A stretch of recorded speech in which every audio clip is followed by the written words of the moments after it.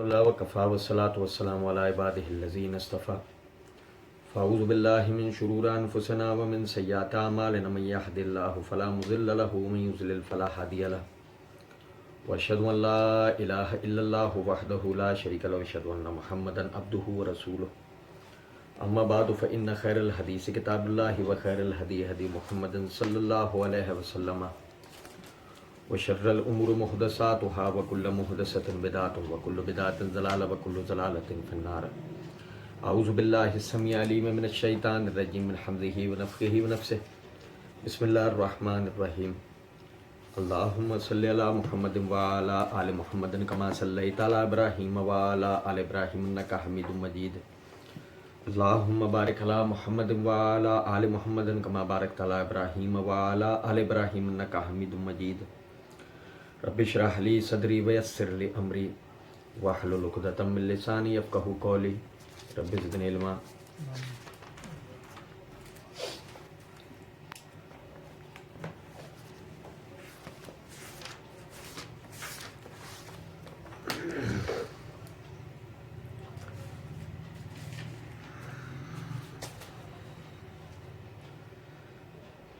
مسئلہ number 157 Part 100 questions on Sunni and Shia issues with Engineer محمد علی مرزا. مرزا جی کے اس video کے حصہ اول کے ہم تسلسل کے ساتھ جو ہے وہ ان میں مرزا صاحب کے جو اعتراضات اور ان کے جوابات تھے اللہ کی دی ہوئی توفیق سے ہم اس کو سمجھ رہے تھے. ہم نے پڑھا تھا مرزا صاحب کے یعنی اس بات کو کہ مرزا جی نے کہا کہ نبی صلی اللہ علیہ وسلم کے پیچھے یعنی نبی صلی اللہ علیہ وسلم نے سیدنا ابو بکر صدیق رضی اللہ تعالیٰ عنہ کے پیچھے نماز نہیں پڑھی. اور بحث یہ چل رہی تھی کہ جی کیا ابو بکر صدیق رضی اللہ تعالیٰ عنہ نبی صلی اللہ علیہ وسلم کی بیان کردہ بشارات کی روح سے خلیفۃ المسلمین ہیں یا نہیں. علی الحسن نقوی صاحب جو مرزا جی سے یہ سوالات کر رہے ہیں انہوں نے مرزا جی سے کہا کہ اہل سنت کا ایک بڑا طبقہ یہ بات کہتا ہے کہ نبی صلی اللہ علیہ وسلم کی احادیث سے ایسے اشارات ملتے ہیں کہ جس سے ابو بکر صدیق رضی اللہ تعالیٰ عنہ کی خلافت کا معاملہ بالکل واضح ہو جاتا ہے. لیکن مرزا جی نے اس کا انکار بڑی چالاکی سے کرتے ہوئے کہا کہ میرا تو یہ موقف ہے نہ سیدنا علی خلیفت ہے نہ سیدنا علی بن ابی طالب بلکہ میرا موقف انوکھا. مرزا جی نکال کے لائے جی قرآن جو ہے وہ رسول اللہ صلی اللہ علیہ وسلم کے وسیع تھا. بہرحال ہم نے سوالے سے پچھلے جو ہے وہ مجلس میں پڑھا تھا. مرزا جی آگے کہتے ہیں کہ یہ بات ٹھیک ہے کہ امت کے اجماع نے چنا. یہ بات ٹھیک ہے کہ امت کے اجماع نے چنا. مرزا جی یعنی کہ اس بات کا انکار کرتے ہیں کہ ابو بکر صدیق رضی اللہ تعالیٰ عنہ کے لیے اشارات نہیں ہیں. لیکن مرزا جی یہ کہتے ہیں کہ یہ بات ٹھیک ہے کہ امت کے اجماع نے چنا. اب مرزا جی سے کوئی پوچھے کہ مرزا جی اجماع نصوص کی بنیاد پر ہوگا یا اجماع ویسے ہی کوئی کھڑے ہو کے کر لے گا. کتاب و سنت کی نصوص میں ایسے اشارات وارد ہوں گے کہ جس میں اجماع منعقد ہوگا یا اجماع اپنے طور پہ خیالی باتوں پہ منعقد ہو جائے گا. کوئی مرزا جی سے کوئی یہ بات پوچھے مرزا جی کے مقلدین میں تو کوئی ایسا ہے نہیں. بہرحال یہ میرے ہاتھ میں صحیح بخاری ہے. صحیح بخاری کی یہ جلد نمبر 8 کا صفحہ نمبر 463 باب کتاب الاحکام ہے باب الاستخلاف ہے. امام بخاری کو بڑا مرزا جی کو بڑا شوق ہے نا امام بخاری کے ابواب بتانے کا کہ امام بخاری فلاں باب میں روایت لائیں فلاں باب میں روایت لائیں. مرزا جی نے کیسی آنکھیں موند لیں کہ امام بخاری رحمۃ اللہ علیہ اس حدیث کو باب الاستخلاف خلافت کے بیان کے اندر جو ہے لے کر آئے ہیں کہ حدیث نمبر 7217 کہ عائشہ صدیقہ رضی اللہ تعالیٰ عنہ فرماتی ہیں کہ نبی صلی اللہ علیہ وسلم نے فرمایا کہ میرا ارادہ ہوا تھا کہ ابو بکر اور ان کے بیٹے کو بلا بھیجوں. میرا ارادہ ہوا تھا کہ ابو بکر اور ان کے بیٹے کو بلا بھیجوں اور انہیں یعنی کہ لقد حممت او اردت ان ارسل الى ابی بکر و ابنہ فآہدہ بس یعنی ان کے لیے عہد کر دوں ان کے لیے عہد کر دوں. ان یقول القائلون او یتمنى المتمنون ثم قلت یاب اللہ ویدفع المؤمنون او یدفع اللہ ویاب المؤمنون، کہ تاکہ کسی کہنے والے کو کوئی کہنے کے لیے بات نہ ملے اور کسی تمنا کرنے والے کی کوئی تمنا نہ رہ جائے۔ پھر مجھے خیال آیا کہ اللہ ہی دفع کر دے گا، اللہ ہی دفع کر دے گا اور مسلمان کسی اور کو مقرر نہیں ہونے دیں گے۔ اب میرے بھائی سمجھے ذرا بات، یہ فآہدہ کہ بس اس سے یعنی کہ یہ معاملہ یعنی آیت کر لو۔ امام بخاری اس کو کتاب الاستخلاف میں لے کے آئے۔ امام بخاری اس سے بتا رہے ہیں کہ نبی صلی اللہ علیہ وسلم نے اپنے بعد خلافت کا معاملہ کس کے لیے رکھا تھا، اور اسی سے میں وہ مسئلہ بھی بتا دوں ذرا۔ مرزا جی کو بڑا شوق ہے نا حدیث کرتاس پہ بات کرنا ہے کہ نبی صلی اللہ علیہ وسلم اگر یعنی کہ کچھ لکھواتے اور اس لکھواتے استخلاف تو اس میں نام ابو بکر کا لکھواتے، کسی اور کا نہیں، ابو بکر صدیق رضی اللہ تعالیٰ عنہ۔ اسی طریقے سے آپ دیکھیں مزید، یہ میرے ہاتھ میں صحیح مسلم ہے، اس صحیح مسلم کی جلد نمبر 6 ہے، صفحہ نمبر ہے 889۔ امام نووی رحمۃ اللہ علیہ نے باب قائم کیا، باب من فضائل ابی بکر صدیق رضی اللہ تعالی عنہ، اس کے تحت حدیث نمبر ہے 6059۔ سیدہ عائشہ رضی اللہ تعالی عنہ فرماتی ہیں کہ نبی صلی اللہ علیہ وسلم نے فرمایا، ادعو لی ابا بکر و ابو بکر اباکی و اخاکی حتی اکتب کتابا، سنو ذرا، اپنے والد ابو بکر کو اور اپنے بھائی کو بلاؤ، یہاں تک کہ میں ان کے لیے لکھ دوں، یہاں تک کہ میں ان کے لیے لکھ دوں۔ مرزا جی یہ روایت پڑھ سکتے تھے نا ادھر، مرزا جی نے نہیں پڑھی، مرزا جی نے نہیں پڑھی۔ فإني أخاف أن يتمنى متمن ويقول قائل أنا أولى، کہ میرے کو مجھے یہ چیز ہے کہ کوئی یہ نہ کہہ دے کہ کوئی تمنا کرنے والا اس کی تمنا نہ کر لے، اور کوئی یہ نہ کہے کہ میں اس معاملے کا خلافت کا دوسروں سے زیادہ حقدار ہوں۔ وَيَابَ اللَّهُ وَالْمُؤْمِنُونَ إِلَّا أَبَا بَكْرٍ، اور اللہ تعالیٰ اور مسلمان ابو بکر کے سوا ہر ایک کا انکار کر دیں گے۔ نام لے کے نبی صلی اللہ علیہ وسلم نے بول دیا کہ مسلمان ابو بکر کے علاوہ ہر کسی کی خلافت کا انکار کر دیں گے۔ میرے بھائی اس سے زیادہ واضح اور کیا بات ہو سکتی ہے؟ اور اس کے بعد بھی جو ہے مرزا جی یہ کہیں گے جی، میں تو یہ کہتا ہوں کہ نبی صلی اللہ علیہ وسلم نے اپنے بات تو وصیت کا معاملہ کسی کے لیے نہیں کیا۔ یہ کتنی جو ہے مطلب یعنی کہ مضحکہ خیز بات۔ اور پھر کہتے ہیں کہ شروع میں سیدنا علی نے بیعت نہیں کی۔ تو مرزا جی جو اپنے لیے کہتے ہیں نا کہ مجھے کہتے ہیں ننا مودودی، یہ اپنے الفاظ واپس لیں، آپ کہیں مودودی سے بڑا فتنہ عربی والا یعنی آزمائش بن گیا ہے۔ مرزا جی اتنا بڑا فتنہ ہے مرزا، آپ دیکھیں کہ جی آپ نے یہ کہا کہ شروع میں سیدنا علی نے بیعت نہیں کی۔ ابھی کوئی پوچھے کہ علی الحسن نقوی نے جو آپ سے سوال کیا تھا کہ جی علی الحسن نقوی نے یہ سوال کیا کہ رسول اللہ صلی اللہ علیہ وسلم کی وفات کے بعد امت میں جو پرابلم کریٹ ہوئی ہے، سقیفہ بنی ساعدہ کا بھی نام دیا جاتا ہے اور خلافت کا مسئلہ بھی چھیڑا ہے، تو اس میں اہل تشیع کا موقف یہ ہے کہ ان کا تو اس پر تقریباً ان کا اجماع امتی ہے شیعہ کا کہ رسول اللہ صلی اللہ علیہ وسلم نے علی رضی اللہ عنہ کو واضح بنا دیا تھا۔ اور اہل سنت میں یہ ہے کہ اہل سنت یہ تو اکثر کہتے ہیں کہ کسی کو بھی نہیں بنایا، لیکن رسول اللہ صلی اللہ علیہ وسلم نے ایسی نشانیاں دے دی تھی کہ جس سے واضح ہو رہا تھا کہ حضرت ابو بکر صدیق رضی اللہ عنہ خلیفہ بنیں گے۔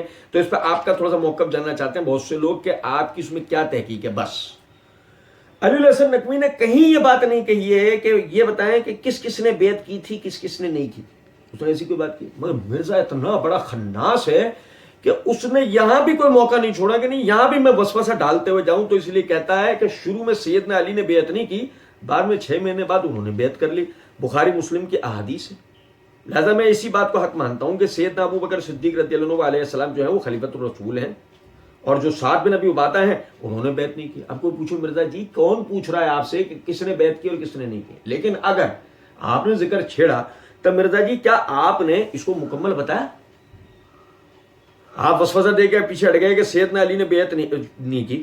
بھائی لوگوں کے ذہن میں آپ نے تو اشکال ڈال دیا نا، بیعت نہیں کی، کیوں نہیں کی؟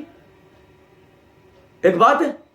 اچھا جی اب دیکھیں پہلی تو چیز یہ ہے کہ ہم صحیح بخاری کی جس روایت کی طرف مرزا جی اشارہ دینا چاہتے ہیں بخاری مسلم میں حدیث ہیں، اس سے تو پہلے میں آپ کو ایک چیز بتاؤں، یہ میرے ہاتھ میں مستدرک حاکم، مستدرک حاکم کی جلد نمبر 4 کا صفحہ نمبر 170، حدیث نمبر ہے 4457۔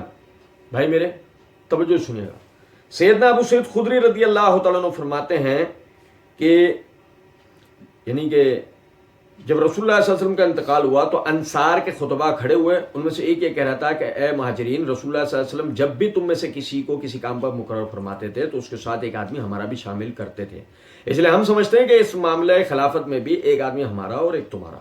انصار کے تمام خطبہ اس موقف کو دہراتے رہے، پھر حضرت زید بن ثابت رضی اللہ عنہ اٹھ کر کھڑے اور بولے بے شک رسول اللہ صلی اللہ علیہ وسلم خود مہاجرین میں سے تھے اور امام بھی مہاجرین میں سے ہوگا اور ہم سب اس کے مددگار اور معاونین ہوں گے جیسے کہ ہم رسول اللہ صلی اللہ علیہ وسلم کے معاونین ہوا کرتے تھے۔ سیدنا ابو بکر صدیق رضی اللہ عنہ اٹھ کر کھڑے ہوئے اور فرمایا اے گروہ انصار، اللہ تعالیٰ تمہیں جزائے خیر عطا فرمایا اور تمہارے خطبہ کو بھی قائم رکھے۔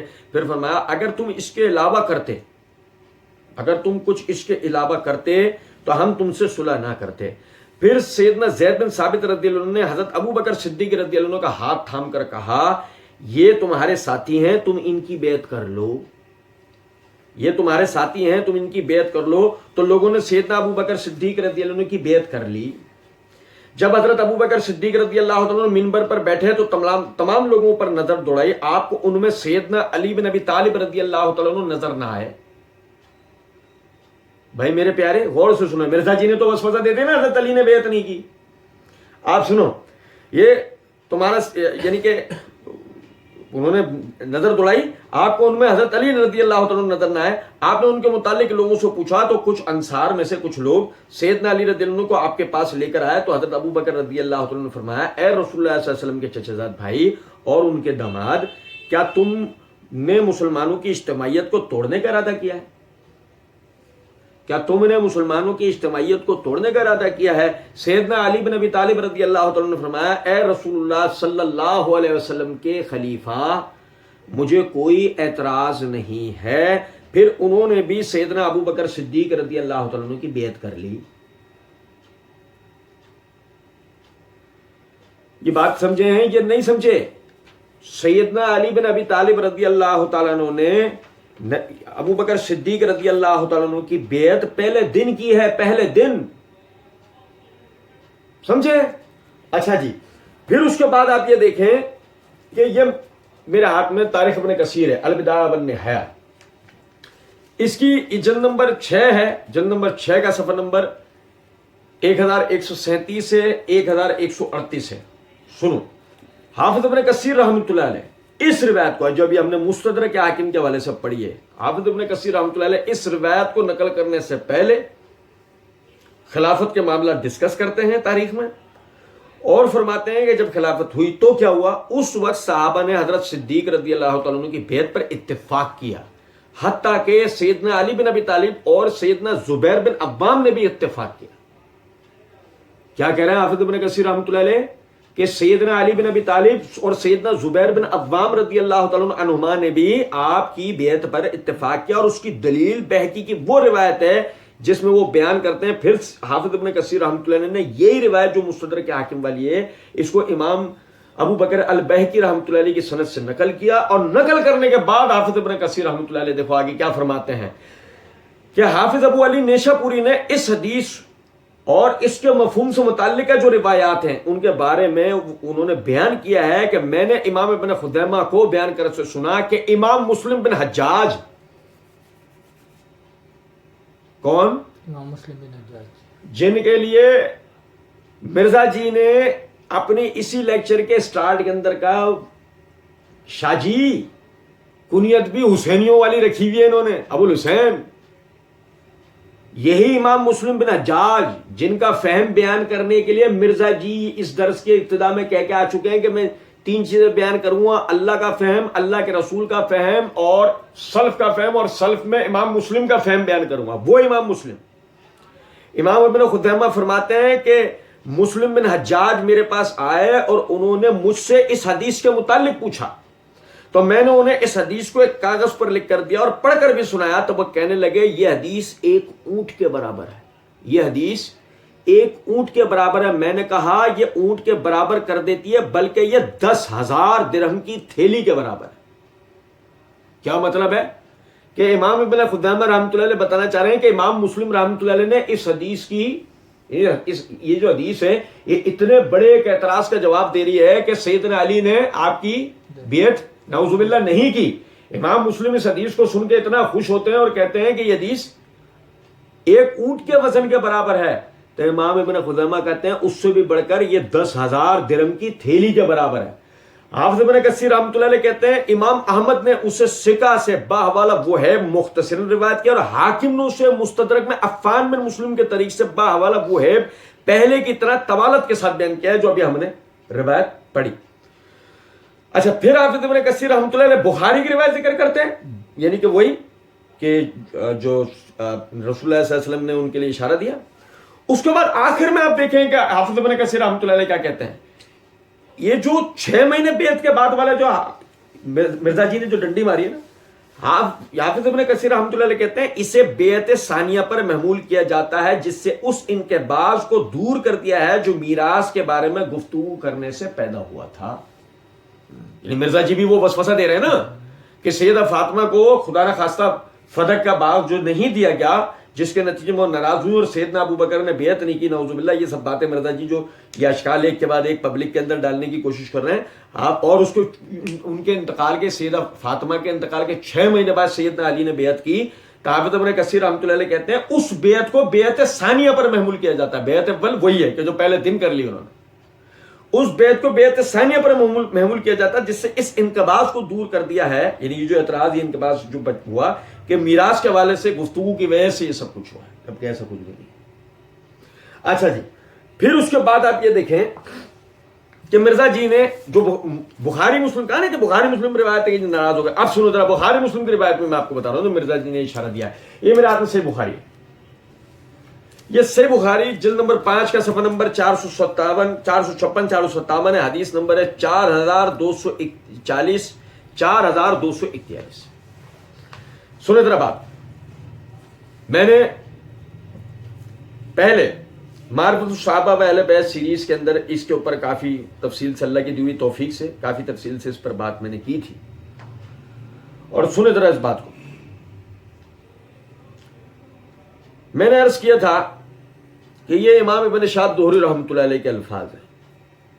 اس کو جو ہم مرزا جی حدیث کہہ رہے ہیں میں نے بتایا تھا معرفت صحابہ و اہل بیت کے اس عنوان میں کہ جس میں نے بتایا تھا کہ صحابہ کرام کے اختلاف میں تحقیق کا طریقہ. میں نے اس عنوان کے تحت اس کے اوپر تفصیلی روشنی ڈالی تھی. یہ حدیث نہیں ہے, یہ امام ابن شہاب ظہری رحمۃ اللہ علیہ ایک تاریخی واقعہ بتا رہے ہیں جو ان تک پہنچا. اس کی سند کیا ہے کیا نہیں اس سے بحث نہیں ہے. بخاری کے اندر لکھا ہونے سے ہر چیز حدیث نہیں ہوتی. بخاری میں لکھا ہونے سے ہر چیز بخاری میں تاریخی واقعات بھی ہیں. آپ تاریخی واقعہ کو تاریخ کی نگاہ سے دیکھیں گے, حدیث کی نگاہ سے نہیں دیکھیں گے. حدیث تو اللہ کے رسول کے فرمان, اللہ کے رسول کے فعل, اللہ کے رسول صلی اللہ علیہ وسلم کی تقریر کو کہا جاتا ہے. آپ دیکھیں کہ روایت میں الفاظ ہیں کہ فاطمہ رضی اللہ تعالیٰ عنہ حضرت صلی اللہ علیہ وسلم کے بعد 6 مہینے تک زندہ رہیں. جب ان کی وفات ہوئی تو ان کے شوہر سیدنا علی رضی اللہ عنہ نے انہیں رات میں دفن کر دیا اور ابو بکر رضی اللہ تعالیٰ عنہ کو اس کی خبر نہیں دی اور خود ان کی نماز جنازہ پڑھے. یہ ہے مرزا جی نے جو اشارہ دیا. میں یہ جو کلمات ہیں میں اس پہ بھی آپ کو توجہ دلاؤں گا لیکن آخر میں. اب اس کے بعد آگے کے جو کلمات ہیں مرزا جی نے اس کو چھپا لیا. آگے کے کلمات مرزا جی نے بتائے, آگے کے کلمات مرزا جی نے بتائے نہیں. سنو ذرا بات کو. آگے کے الفاظ یہ ہیں کہ فاطمہ رضی اللہ تعالیٰ عنہ جب تک زندہ رہیں علی رضی اللہ تعالیٰ عنہ پر لوگ بہت توجہ رکھتے رہے, لیکن ان کی وفات کے بعد انہوں نے دیکھا کہ ان لوگوں کے ان سے منہ پھرے ہوئے ہیں. اس وقت انہوں نے ابو بکر رضی اللہ عنہ سے صلح کر لینا اور ان سے بیعت کر لینا چاہا. اس سے پہلے 6 ماہ تک انہوں نے ابو بکر رضی اللہ عنہ سے بیعت نہیں کی تھی. پھر انہوں نے ابو بکر رضی اللہ عنہ کو بلا بھیجا اور کہلا بھیجا کہ آپ صرف تنہا آئیں اور کسی کو اپنے ساتھ نہ لائیں. ان کو یہ منظور نہ تھا کہ عمر رضی اللہ عنہ ان کے ساتھ آئیں. عمر رضی اللہ تعالیٰ نے ابو بکر رضی اللہ تعالیٰ عنہ سے کہا اللہ کی قسم آپ تنہا ان کے پاس نہ جانا. ابو بکر رضی اللہ عنہ نے کہا کیوں, وہ میرے ساتھ کیا کریں گے, میں تو اللہ کی قسم ضرور ان کے پاس جاؤں گا. آخر آپ علی رضی اللہ عنہ کے ہاں گئے. علی رضی اللہ تعالیٰ نے اللہ کو گواہ کیا. اس کے بعد فرمایا ہمیں آپ کے فضل و کمال اور جو کچھ اللہ تعالیٰ نے آپ کو بخشا ہے سب کا ہمیں اقرار ہے. جو خیر و امتیاز آپ کو اللہ تعالیٰ نے دیا تھا ہم نے اس میں کوئی ریس بھی آپ سے نہیں لگائی ہے, کوئی دوڑ بھی آپ سے ہم نے نہیں لگائی ہے, لیکن آپ نے ہمارے ساتھ زیادتی کی, آپ نے ہمارے ساتھ زیادتی کی. ہم رسول اللہ صلی اللہ علیہ وسلم کے ساتھ اپنی قرابت کی وجہ سے اس مشورے کے معاملے کو اپنا حق سمجھتے تھے. ابو بکر رضی اللہ عنہ پر ان کی باتوں سے غم طاری ہو گیا, جب بات کرنے کے قابل ہوئے تو فرمایا اس ذات کی قسم جس کے ہاتھ میں میری جان ہے, رسول اللہ صلی اللہ علیہ وسلم سے قرابت کے ساتھ صلہ رحمی مجھے اپنی قرابت سے زیادہ عزیز ہے, لیکن میرے اور آپ لوگوں کے درمیان ان اموال کے سلسلے میں جو اختلاف ہوا ہے تو میں اس میں حق اور خیر سے نہیں ہٹا ہوں, اور اس سلسلے میں جو راستہ میں نے رسول اللہ صلی اللہ علیہ وسلم کا دیکھا خود میں نے بھی اسی کو اختیار کیا. علی رضی اللہ عنہ نے اس کے بعد ابو بکر رضی اللہ عنہ سے کہا کہ دوپہر کے بعد میں آپ سے بیعت کروں گا. چنانچہ ظہر کی نماز سے فارغ ہو کر ابو بکر رضی اللہ عنہ منبر پر آئے اور خطبے کے بعد علی رضی اللہ عنہ کے معاملے کا اور ان کے اب تک بیعت نہ کرنے کا ذکر کیا اور وہ عذر بھی بیان کیا جو علی رضی اللہ عنہ نے پیش کیا تھا. پھر سیدنا علی رضی اللہ عنہ نے استغفار اور شہادت کے بعد ابو بکر رضی اللہ عنہ کا حق اور ان کی بزرگی بیان کی اور فرمایا جو کچھ انہوں نے کہا ہے اس کا باعث ابو بکر رضی اللہ عنہ سے حسد نہیں تھا اور نہ ان کے اس فضل و کمال کا انکار مقصود تھا جو اللہ تعالیٰ نے انہیں عنایت فرمایا. یہ بات ضرور تھی کہ ہم اس مشورہ خلافت کو اپنا حق سمجھتے تھے. ہمارے ساتھ یہی زیادتی ہوئی تھی جس سے ہمیں رنج پہنچا. مسلمان یہ سب سن کر بہت خوش ہوئے اور کہا کہ آپ نے درست فرمایا. جب علی نے اس معاملے میں یہ مناسب راستہ اختیار کر لیا تو مسلمان ان سے خوش ہو گئے اور علی رضی اللہ عنہ سے اور بھی زیادہ محبت کرنے لگے جب دیکھا کہ انہوں نے اچھی بات اختیار کر لی ہے.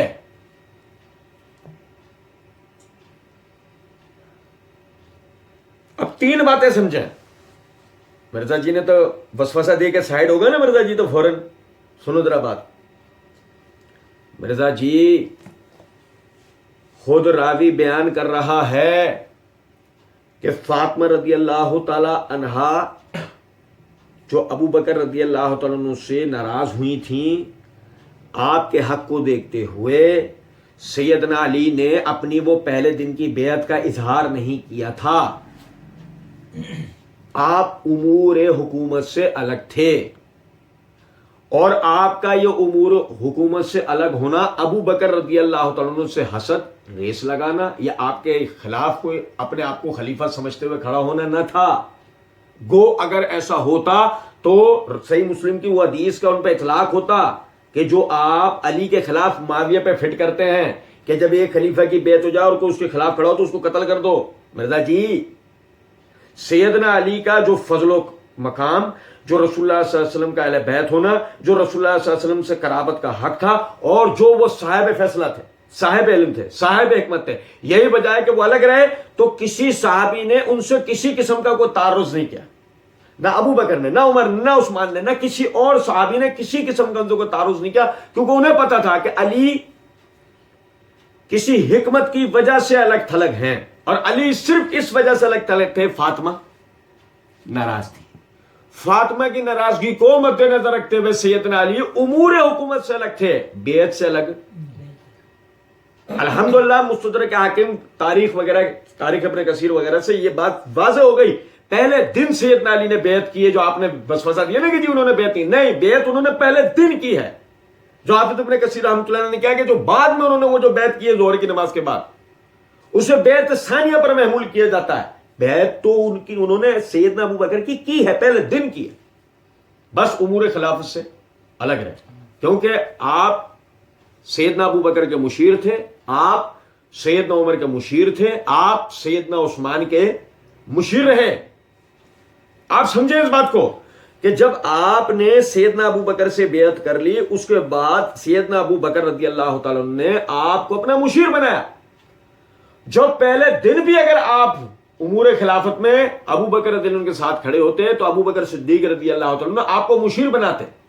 اور ایسی صورت میں کہ جبکہ فاطمہ رضی اللہ تعالیٰ فدق کے مسئلے کو لے کر ابو بکر رضی اللہ عنہ سے ناراض تھیں تو سیدنا علی ان کی رضامندی کو کہ وہ سیدہ نسائے اہل الجنہ ہیں، رسول اللہ صلی اللہ علیہ وسلم کی صاحبزادی ہیں، ان کے حق کو ملحوظ رکھتے ہوئے سیدنا علی امور خلافت سے لگ رہے کہ ظاہر ہے ابو بکر مجھے کیا بنائیں گے، مشیر، مجھے اس ذمہ داری میں ابو بکر کے ساتھ ساتھ رہنا پڑے گا جو فاطمہ شاید پسند نہ کریں.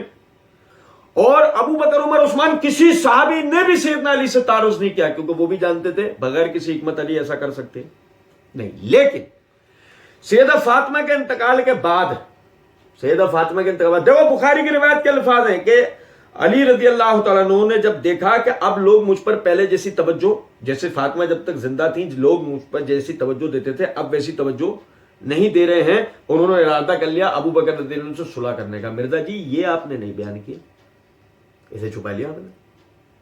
اور پھر اس کے بعد آپ دیکھیں کہ انہوں نے صلح کر لی، اور صلح کرنے کے بعد وہ کہتے ہیں کہ ہم نے اللہ کو گواہ بنا کے ہم یہ بات کرتے ہیں کہ ہمیں آپ کے فضل و کمال اور جو کچھ اللہ تعالیٰ نے آپ کو بخشا ہے، جو خیر اور امتیاز اللہ تعالیٰ نے آپ کو ہم سب پر دیا ہے، ہم ان میں سے کسی بھی بات کا نہ تو انکار کرتے ہیں نہ اس میں آپ سے کوئی مقابلہ کرتے ہیں.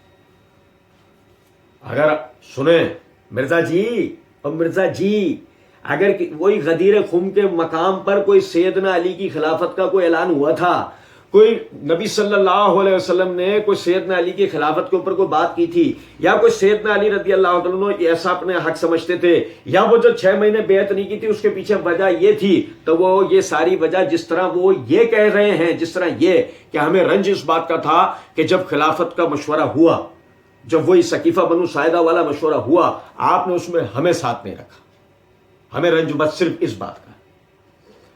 مرزا جی تو وسوسہ دے کے ایک طرف ہو گئے، مرزا جی نے تو پوری بات نہیں کی. اور اب سنو ذرا آگے، یہ بھی سنو ذرا. سقیفہ بنو ساعدہ کے اندر علی کیوں موجود نہیں تھے، ابو بکر عمر انہیں ساتھ لے کے کیوں نہیں گئے تھے؟ مرزا جیسے لوگ وسوسہ تو دے دیتے ہیں، لیکن سنو ذرا بات کو. بات یہ ہے، ایک طرف امت کی سب سے بڑی ذمہ داری کہ نبی صلی اللہ علیہ وسلم نے اپنے بعد یہ فرما دیا ہے کہ میرے بعد خلفاء ہوں گے جو میری نیابت کریں گے. ہم نے پچھلے ہی دنوں یہ حدیث پڑھی ہے، ٹھیک ہے. ایک طرف رسول اللہ صلی اللہ علیہ وسلم کی قائم مقامی کا مسئلہ ہے، دوسری طرف نبی صلی اللہ علیہ وسلم کی تجہیز و تکفین کا مسئلہ ہے.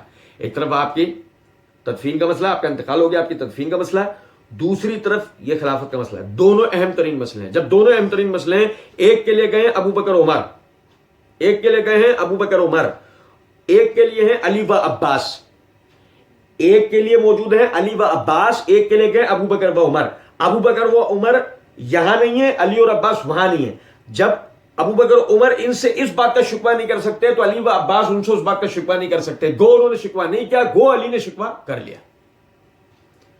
گو اگر ایسا کر بھی لیا، انہوں نے کوئی جوابی کارروائی نہیں کی. اس لیے نہیں کی کہ واقعی علی اہل شورا میں سے ہیں، علی صاحب حکم ہیں، علی فیصلے والے ہیں، علی علم والے ہیں، علی حکمت والے ہیں. انہوں نے کوئی جوابی کارروائی نہیں. آپ اس بات کو سمجھیں، علی کو اختلاف یہ نہیں ہے کہ مجھے خلافت نہیں ملی ہے، علی کو اختلاف اس وجہ سے ہے کہ جب شورا کا معاملہ ہوا آپ نے اس میں ہمیں بھی رکھنا چاہیے تھا. ہمیں اس بات کا غم ہے کہ ہمیں اہمیت نہیں دی گئی، اور انہوں نے اہمیت نہ دینے والا مسئلہ نہیں. وہ کیوں ساتھ لے کے نہیں گئے؟ وہ اہم ترین ایک کام کر رہے تھے کہ وہ تجہیز و تکفین والا معاملہ دیکھ رہے تھے. ورنہ ابو بکر اور عمر انہیں مشیر رکھ سکتے ہیں، انہیں شورا میں شریک نہیں کر سکتے. ابو بکر و عمر سیدنا علی کو اپنے دورہ حکومت میں مشیر رکھ سکتے ہیں، شورا جیسی چیز میں شریک نہیں کر سکتے. آپ سوچیں ذرا. پھر اس کے بعد آپ یہ دیکھیں کہ ابو بکر رضی اللہ تعالیٰ عنہ اور علی رضی اللہ عنہ دونوں نے مسلمانوں کے سامنے اپنی پوری بات رکھی کہ اصل واقعہ کیا تھا. جب سب سن لیا تو دیکھو کیا ہوا ہے اس وقت. وَكَانَ الْمُسْلِمُونَ إِلَىٰ عَلِيٍّ قَرِيبًا، مسلمان اس دن کے بعد سے علی کے اور قریب ہو گئے. حِينَ رَاجَعَ الْأَمْرَ بِالْمَعْرُوفِ، کہ جب انہوں نے دیکھا علی نے حق بات کو اختیار کیا، علی نے حق بات کو اختیار کیا. اور مرزا جی حق ہے ابو بکر کی خلافت کو تسلیم کرنا. اللہ کی قسم حق کیا ہے؟ ابو بکر کی خلافت کو تسلیم کرنا حق ہے. یہ حق بات. اور آپ جو اجماع کی بات کرو نا کہ اجماع نے چنا، مرزا جی اجماع کی مخالفت کرنے کے بارے میں آپ کا کیا حکم ہے؟ آپ کو یہ بھی تو پتا ہونا چاہیے کہ جو اجماع امت کی مخالفت کرے اس کے بارے میں کیا حکم ہے. اگر آپ یہ کہتے ہیں کہ علی نے نعوذ باللہ من ذالک اجماع امت کے خلاف آپ خود کہہ رہے ہیں کہ ابو بکر کو امت کے اجماع نے چنا، علی نے اگر بیعت نہیں کری تو علی پہ پھر کیا حکم لگے گا اجماع امت کی مخالفت کرنے کے نتیجے میں؟ کچھ تو مرزا جی ہوش کے ناخن لیا کرو. ایک آپ تو آپ کے سننے والے بھی نرے مقلد کہ ان کو بھی یہ احساس نہیں کہ بولے چلے جا رہا ہے، لیکن یہ خیال نہیں کر رہا کہ مجھے کیا بولنا چاہیے اور کیا نہیں بولنا چاہیے. اور آگے دیکھیں مرزا جی کہتے ہیں کہ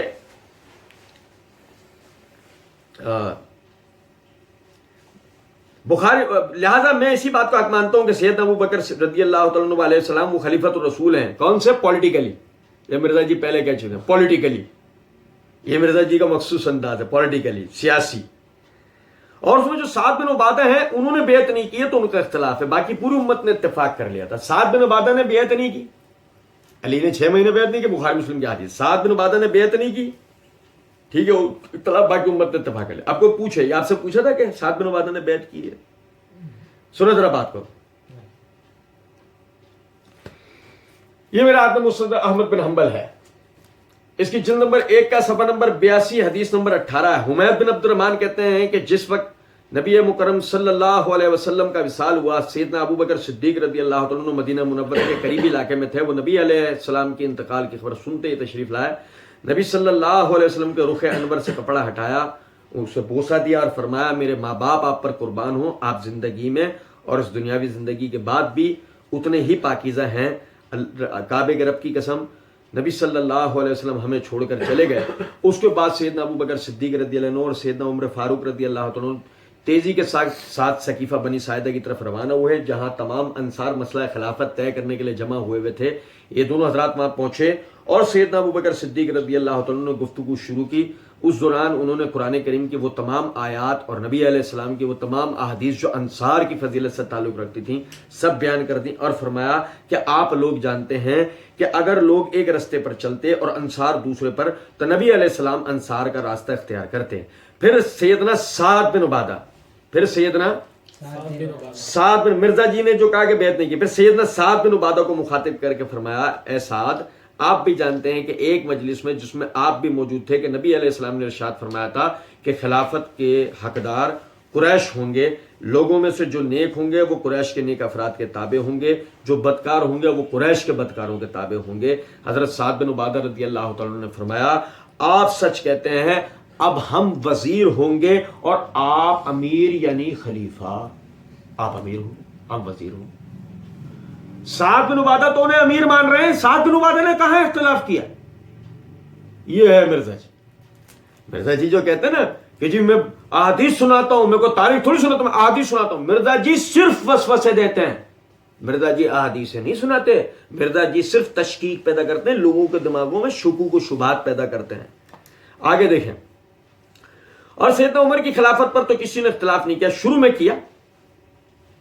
یہ دیکھو ذرا، سیدنا عمر کی خلافت پر تو کسی نے اختلاف نہیں کیا، شروع میں کیا بننے سے پہلے کہ حضرت ابو بکر کو آ کر، لیکن بعد میں سب کا مرزا جی نے روانی میں، پھر وہ آگے آئے گی ویسے اس کو ہم پڑھیں. تو میرا یہ موقف ہے کہ پولیٹیکلی ہی غدیر خم پہ جو سیدنا علی کے لیے جو وصیت کی گئی تھی وہ وصیت تھی کہ ان کے ساتھ حسن سلوک کرنا ہے آپ نے. اور میں نے بھی مسئلہ 156 ڈیٹیل غدیر خم پہ ریکارڈ کرا دیا ہے ساری اسناد کے اوپر. وہاں پہ اہل شام اور اہل مدینہ تھے، ان کو ڈرایا گیا تھا کہ علی کے ساتھ برا سلوک نہ کرنا، لیکن پھر باز نہیں آیا اور وہی معاملات ہوئے. یہ تو یہ میرا تو اس حوالے سے یہ موقف ہے، چونکہ میرا آپ نے موقف پوچھا ہے تو یہ میں بتا رہا ہوں. اب یہ دیکھیں ذرا نقطے کی بات دیکھیں نا آپ، کہ پہلی چیز تو یہ کہ جو مرزا جی نے یہ بات کہی کہ سیدنا عمر کی خلافت پر تو اختلاف شروع میں کیا بننے سے پہلے اس بات نہیں. کس نے پوچھا تھا مرزا جی کہ سیدنا عمر کی خلافت پہ اتفاق ہوا یا اختلاف ہوا، اس کا ذکر کرو. بس صرف لوگوں کے ذہنوں میں اشکال ڈالنا. یہ اپنے وقت آئے گا وہاں پڑھیں گے. پھر مرزا جی کہتے ہیں غدیر خم پہ جو سیدنا کے لیے جو وصیت کی تھی وہ وصیت یہ تھی وغیرہ. میں نے مسئلہ 156 ڈیٹیل غدیر خم پر ریکارڈ کرا دیا ہے. اور جب ہم یہ مسئلہ 156 ہے نا، یہ اس کو انشاءاللہ تفصیلی جواب دیکھیں گے آپ بھائیوں کے سامنے، اس کی پوری تفصیل رکھوں گا کہ مرزا جی نے وہاں کیا کیا جھوٹ اور کیا کیا دھوکے بازیاں کر رکھی ہیں. اور لکھا گیا جی وہاں پہ اہل شام اور اہل مدینہ ان کو ڈرایا گیا تھا کہ علی کے ساتھ برا سلوک نہ کرنا، لیکن پھر بھی باز نہیں آ وہی معاملات ہوں. بتائیں مرزا جی سے کوئی پوچھے وہاں جو اہل مدینہ اور اہل شام موجود تھے غدیر خم پہ، وہ صحابہ تھے یا کوئی اور تھے؟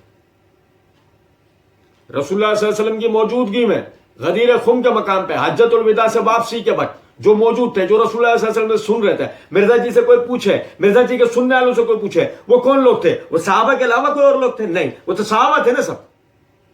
वो रसूलुल्लाह सल्लल्लाहु अलैहि वसल्लम की हदीस से सबके सब खिलाफ चले गए। जब आपने कहा कि उनसे कहा गया था कि अली के साथ बुरा सलूक ना करना, लेकिन वो बाज नहीं आया, फिर वही मामला हुए। कहते हैं तो मेरा तो इस हवाले से ये मौकफ है, चूंकि आपने मेरा मौकफ पूछा तो मैं बता रहा हूं। नहीं मिर्जा जी, आपका मौकफ जो जिस बात पर पूछा गया था ना, आपने उस पर तो उतनी बात नहीं की जितने आपने शुकूक को शुबात पैदा किया। और रह गई बात मौकफ की, मिर्जा जी आप तो अपनी इस वीडियो को शुरू में कह चुके हो। अक्सर लोग मुझे कहते हैं जी आप खुद इतना बड़ा आइकन बन चुके हैं, हालांकि मैं नहीं समझता। वो कहते हैं कि आप हमें रेफरेंसेस के बगैर बताया करें कि आपका मौकफ क्या है इस मसले में। तो मैंने इसी बुत परस्ती को तो तोड़ा। मिर्जा जी क्या है, वही बुत परस्तियां लोगों से करवा रहे हो तुम। उसके बाद कहते हैं अली हसन नकवी साहब ने सवाल किया कि अंबिया किराम अलैहिमुस्सलाम की जो विरासत का मसला है, ये भी एक बहुत सीरियस इशू हुआ, जिसकी वजह से इशू पेश आया जागीर फदक वाला। और सैयदा फातिमा ज़ोहरा सलामुल्लाह अलैहा की नाराजगी भी उसी से एफिलेटेड है। स्टार्ट यहां से हुआ। तो इस मसले पर थोड़ी सी रोशनी डालेंगे। क्या ये अहादीस सही मौजूद है? अहले सुन्नत और अहले तशय्युअ दोनों के वाले से बताएं कि क्या अंबिया किराम की विरासत नहीं होती या विरासत इल्मी होती है? तो फिर नाराजगी का क्या इशू बना? अच्छा, पहले मैं मिर्जा जी, इसमें सवाल में भी ना चालाकी है, मैं उसकी तरफ तवज्जो रहूंगा, लेकिन उससे पहले मिर्जा जी के जवाब के शुरू की 2 लाइन आपको बताऊं। और शाह जी तुसी जवाब भी देना शुरू कर देता, सवाल में ठीक हो गया। समझे बात क्यों नहीं? मिर्जा जी भी पंजाबी में यह बात कह रहे हैं, शाह जी आप सवाल नहीं कर रहे, सवाल के साथ साथ जवाब भी आपने देना शुरू कर दिया है। सब प्लांटेड है, ये सब प्लांटेड है। सवाल करने वाले को भी बखूबी पता है इसका जवाब क्या है, बखूबी पता है, सब प्लांटेड है। यही वजह है कि मिर्जा जी टोक रहे हैं कि तुमने जवाब भी देना शुरू कर दिया है। जवाब तो मैं दूंगा ना, तुम सिर्फ सवाल करोगे। सुनो जरा बात को। अब आप ये देखें कि ये अली हसन नकवी साहब चो सवाल कर रहे हैं कि अंबिया किराम अलैहिस्सलाम की जो विरासत का मसला है, ये भी बहुत सीरियस इशू हुआ, जिसकी वजह से ये इशू पेश आया जागीर फदक वाला।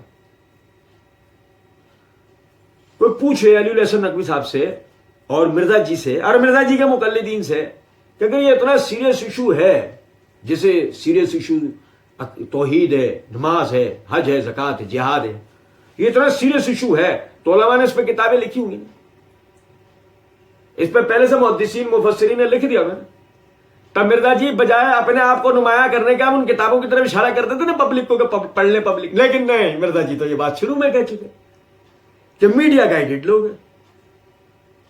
मिर्जा जी को लोगों को, मिर्जा जी चाहते ही नहीं है कि लोग किताबों तक जाएं। जिस दिन भी लोग किताबों तक पहुंच गए ना, वो जो मिर्जा जी ने कहा है ना कि वो बाबों का जहां और है, जज़ाकल्लाह, बाबों का जहां और है। यकीन करें, हम मिर्जा जी के मुकल्लिदीन को बता रहे हैं कि आप लोग समझ लें इस बात को, मिर्जा जी का जहां और है, किताबों का जहां और है। और ये तो मिर्जा जी ने अपनी इस वीडियो में भी कह रखा है। हम ये कह रहे हैं कि जो अहादीस है वो कुछ और बता रही है और जो तारीख है वो कुछ और बता रही है। मिर्जा जी अपनी इस वीडियो में बोल चुके हैं ये जुमला। तब मिर्जा जी के अंधे बहरे लंगड़े लूले होकर पैरवी मत करें कि जो वो कह रहा है उसको आप तस्लीम कर रहे हैं। नहीं, तहकीक करें। ये आदमी जितना बड़ा धोखेबाज और झूठा है, इस दौर में कोई और इतना बड़ा झूठा और धोखेबाज नहीं होगा इल्ला माशाअल्लाह। और उसके बाद देखें, कहते हैं तो इस मसले पर थोड़ी सी रोशनी डालें। क्या ये अहादीस सही मौजूद है? अहले सुन्नत अहले तशय्युअ दोनों के हवाले से बताएं कि क्या अंबिया किराम की विरासत नहीं होती? सवाल करने वाला कह रहा है इस पे रोशनी डालना। वो मिर्जा जी क्या जो मौकफ पे रह जाए, वो मिर्जा जी क्या जो उसी पे रोशनी डाले, वो मिर्जा जी क्या जो सवाल पे रह जाए, और वो मिर्जा जी ही क्या जो वसवसा दिए बगैर मान जाए। ऐसे थोड़ी मिर्जा जी कहते हैं कि जी मुझे कहते हैं नन्ना मौदूदी अपने अल्फाज वापस लें, आप कहें मौदूदी से बड़ा फितना। जी ऐसे ही खुद को फितना थोड़ी कहते हैं, बहुत बड़ा फितना है भाई। अच्छा जी, मिर्जा जी कहते हैं और शाह जी तुसी जवाब भी देना शुरू कर देता, सवाल में ठीक हो गया। मसला यह है कि मेरे भाइयों, जो बाग फदक का जो इशू है ना, ये लफ्ज फदक है, लोग फिदक बोलते हैं, बाग फदक भी नहीं है, ये जागीर फदक है। एक बाग नहीं था, एक खास अराजी थी। इसका इशू जो है सदियों से अहले सुन्नत अहले तशय्युअ के दरमियान एक बोन ऑफ कंटेंशन बना हुआ है। मेरा अभी तक इसके ऊपर कोई लेक्चर, वीडियो लेक्चर नहीं है, क्योंकि मैं जिस मसले को हाथ डालता हूं आपको पता है, फिर मैं 3-3 किरतास पर 3 घंटे हैं, फिदक पर भी मेरे 3 घंटे आएंगे। अभी मैं सिर्फ अपना ओपिनियन बता देता हूं।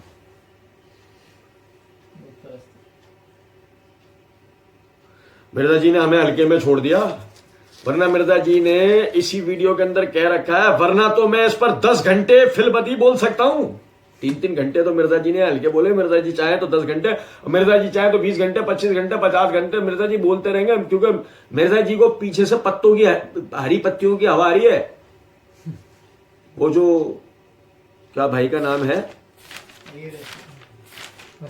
وسیم بھائی انڈیا والے، اور وہ ایک اور بھائی تھے، جزاک اللہ بھائیوں کو جزاک خیر دے، یہ فیصل بھائی انڈیا والے، وسیم بھائی انڈیا والے، صحیح ہے نا.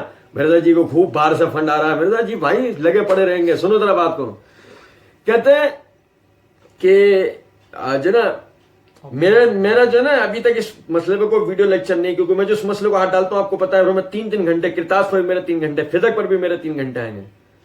آپ بھائیوں کے علم میں اضافہ کر دوں، 6 ستمبر 2020 کو باغ فدق کا مسئلہ کیا ہے، اس عنوان سے ایک یعنی لائبریری کی ایک ویڈیو ہے، ٹھیک ہے نا. ہم بھائیوں نے اس کے اوپر تفصیلی جو ہے ایک بھائی کے سوال کے جواب میں جو نا اس مسئلے کو مکمل کتاب و سنت اور اہل تشیع کی کتب و اہل سنت کی کتب سامنے رکھ کے تفصیلاً یہ مسئلہ سمجھا دیا ہے کہ باغ فدق کا مسئلہ ہے کیا.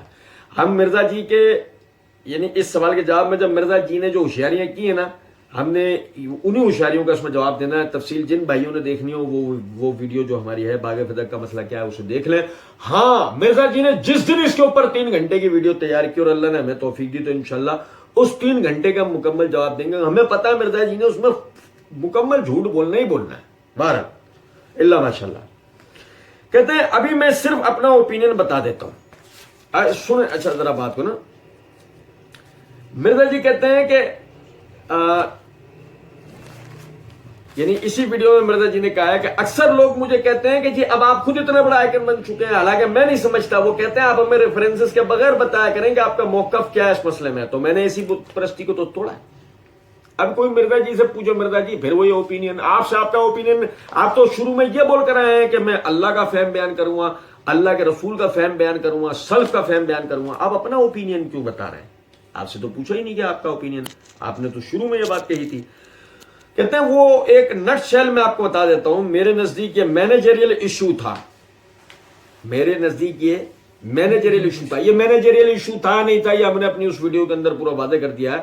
اگر حضرت ابو بکر صدیق رضی اللہ عنہ نے اپنے پاس اس کو رکھا اس بنیاد پہ کہ نبی صلی اللہ علیہ وسلم کے بیہاف پر کہ میں اب خلیفہ ہوں، مجھے امت نے چنا. یہ بات ابھی میں پہلے آپ بھائیوں کے عرض کر چکا ہوں، یہ کوئی جمہوریت نہیں تھی کہ مجھے امت نے چنا. ابو بکر رضی اللہ عنہ کے لیے باقاعدہ دلائل بھی تھے اور انہیں شورا نے چنا ہے، انہیں امت نے نہیں چنا. یہ کوئی جمہوریت نہیں ہے. مرزا جی جو ڈھنڈورا پیٹ رہے ہیں تو آپ صلی اللہ علیہ وسلم کی جگہ میں مینجمنٹ کروں گا، باقی جو اس کے معاملات ہیں وہ اہل بیت کو ہی جاتے تھے. تو یہ ان کا موقف بالکل ٹھیک تھا.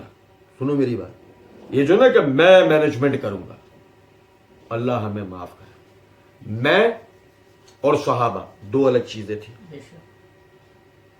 میں اور صحابہ دو الگ چیزیں تھیں، حالانکہ انہوں نے حق بات پر میں بھی کی ہے، ایسا نہیں نہ کی، لیکن میں اور صحابہ یعنی اپنی میں انا، اپنی انا اور صحابہ کا کردار دو الگ چیزیں تھیں. مرزا جیسے بدبختوں کو یہ چیز کبھی سمجھ آ سکتی؟ بڑے بدبخت ہیں. میں مینجمنٹ کروں نہیں. اصل مسئلہ یہ ہے بطور خلیفہ آپ کی ذمہ داریاں کیا ہیں. بطور خلیفہ آپ کی ذمہ داریاں کیا ہیں؟ یہ تو وہ بات ہے میں نماز پڑھاؤں گا، آپ کو ہی پڑھانی. میں جہاد کے معاملات دیکھوں گا تو آپ نے ہی دیکھنے. میں بیت المال کو کنٹرول کروں گا تو آپ ہی کرو گے، کوئی باہر سے آ کے تھوڑی کرے گا. سنو ذرا بات کو، گورنمنٹ پراپرٹی جس سے، سنو، اسلام مینس، اسلام کیا ہے؟ ایک ویلفیئر اسٹیٹ. آج کل تو ہم بہت سنتے ہیں، موجودہ ہماری جو حکومت ہے وہ تو بہت زیادہ ہی بات کرتی ہے نا، مدینے والی حکومت کرتی ہے نا بات. ویلفیئر اسٹیٹ، اسلام ایک ویلفیئر اسٹیٹ ہے. گورنمنٹ کی وہ اراضی جس کی پیداوار سے غریبوں کے معاملات دور کیے جاتے ہیں، فدق ان میں سے ایک تھا. میں اپنی اس ویڈیو میں واضح کر چکا ہوں. اور جب اس میں سے ایک تھا تو جب نبی صلی اللہ علیہ وسلم نے اس کے ایک حصہ جو وہ اپنے یعنی کہ گھر والوں کے لیے رکھتے تھے، صحیح بخاری میں روایت ہے، میں نے وہاں بتائی. اپنے گھر والوں کے لیے رکھتے تھے، اس کے علاوہ باقی سب وہ غربا و مساکین میں تقسیم کرتے تھے. تو ان کے بعد ان کے نائب کی ذمہ داری کیا ہے؟ یہ مینیجریل ایشو نہیں ہے، یہ باقاعدہ رسپانسبلٹی ہے. یہ مینجمنٹ کا مسئلہ نہیں ہے، یہ رسپانسبلٹی کا مسئلہ ہے. کوئی بات سمجھ رہے ہیں یا نہیں؟ یہ ذمہ داری تھی ابو بکر کی کہ وہ باقاعدہ اس مال کو، یعنی کہ ایک حصہ اہل بیت کے لیے نکال کر بقیہ کو غربا و مساکین میں تقسیم کرے. وہ مال غربا و مساکین کے لیے وقف تھا، مال فے میں سے تھا، وہ کسی بھی شخص کی پراپرٹی نہیں تھا. اور سنیں، تو ان کا موقف بالکل ٹھیک تھا. کہاں موقف؟ مرزا جی آپ نے ان کے طرف بات ہی غلط منسوخ کی ہے کہ یہ مینیجریل ایشو تھا، اگر میں مینجمنٹ میں دیکھوں گا. نہیں، یہ تو ان کا اس اللہ کے بندے کا موقف ہی نہیں. آپ بے وجہ ان کی طرف غلط بات منسوخ کر رہے ہیں. یہ تو ان کی رسپانسبلٹی تھی بعثت خلیفہ، انہیں یہی کرنا تھا، انہوں نے صحیح کیا. یوں بولے آپ کہ یہ ان کی رسپانسبلٹی تھی، جیسے رسول اللہ صلی اللہ علیہ وسلم کرتے تھے ایسے انہوں نے کیا، کیونکہ وہ کسی کی اراضی، کسی کی پراپرٹی نہیں تھا وہ. اور اس کے بعد دیکھیں، وہ کہتے ہیں اور اگر وہ حضرت فاطمہ کو دے دیتے جیسے کہ بعد میں عمر بن عبد العزیز نے جو آل فاطمہ کو دے دیا تب بھی درست ہوتا. تو یہ مینیجریل ایشو تھا. سنو ذرا بات، یہ مرزا جی نے پھینکی رسیاں، یہ مرزا جی نے پھینک دی ہیں رسیاں. کچھ بات آ رہی ہے سمجھ میں؟ مرزا جی تھوڑی دیر بعد پبلک کو اس سے دکھائیں گے سانپ. او بھائی سنو، او بھائی میرے یہ سنو، سب سے پہلی بات، اور وہ اگر حضرت فاطمہ کو دے دیتے جیسا کہ بعد میں عمر بن عبد العزیز نے جو آل فاطمہ کو دے دیا تب بھی درست ہوتا. سمجھو بات؟ آگیا بس پسا ایک اور. اچھا مرزا جی کے مقلدین جو مرزا جی کے، ہاں وہ تو آ جائیں گے مرزا جی کے شہر میں، لیکن سنیں ذرا بات، یہاں سے جاگنے کی ضرورت. بعد میں عمر بن عبد العزیز نے دے دیا، ہاں ٹھیک، علی نے کیوں نہیں دیا؟ علی خلیفہ بنے نا مرزا جی، چوچو علی خلیفہ بنے، ہاں تو علی نے کیوں نہیں دے دیا؟ تو عمر بن عبد العزیز نے دیا، علی نے نہیں دیا. علی نے صحیح کیا غلط کیا؟ اور جو علی نے نہیں دیا اور عمر بن عبد العزیز نے دے دیا، تو عمر بن عبد العزیز نے صحیح کیسے کیا جو نہ ابو بکر نے کیا، نہ عمر نے کیا، نہ عثمان نے، نہ مولا علی علیہ السلام نے کیا؟ مرزا جی آپ کے لیے تو ڈوب مرنے کا کہیں پانی بھی میسر نہیں ہے جس میں آپ جیسا ڈوب مرے. کچھ سمجھو ذرا بات کو. اور مرزا جی نے وسوسہ وہی رسیاں پھینک دی کہ عمر بن عبد العزیز نے آل فاطمہ کو دے دیا. مرزا جی آپ نے تو کہا تھا صحیح روایت بیان کروں گا. مرزا جی کہتے ہیں سنو ذرا بات کو، اپنی اسی ویڈیو کے اندر نا مرزا جی نے یہ بات کہی ہے بطور خاص عوام الناس کے لیے شاہ جی کہ جنہیں احادیث کے صحیح یا ضعیف ہونے کی پہچان نہیں ہوتی جب تک ان کی رہنمائی کوئی دوسرا نہ کر دے. وہ کہتے ہیں ان بیچاروں کو، اور وہ اتنے للو پنجو ہیں کہ ان کو پتہ ہی نہیں چلتا کہ صحیح ضعیف کیا ہے. یہ سمجھ رہے بات؟ اسی طریقے سے مرزا جی نے ایک اور مقام پر یہ بات کہی ہے کہ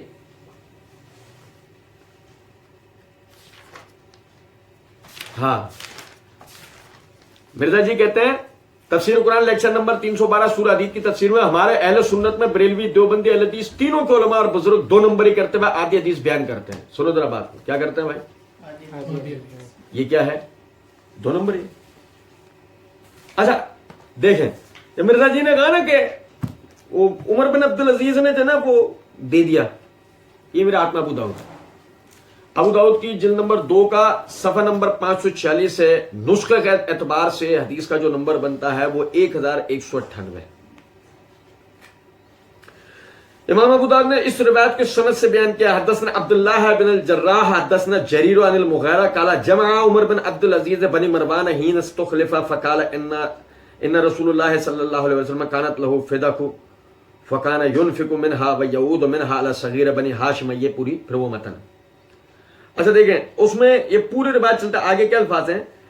پھر فدق حضرت عمر بن عبد العزیز کے تصرف میں آیا تو انہوں نے کہا کہ میں نے فدق کے بارے میں وہ کام ہوتے دیکھا ہے کہ حضور اکرم صلی اللہ علیہ وسلم نے حضرت فاطمہ کو بھی منع فرما دیا تھا.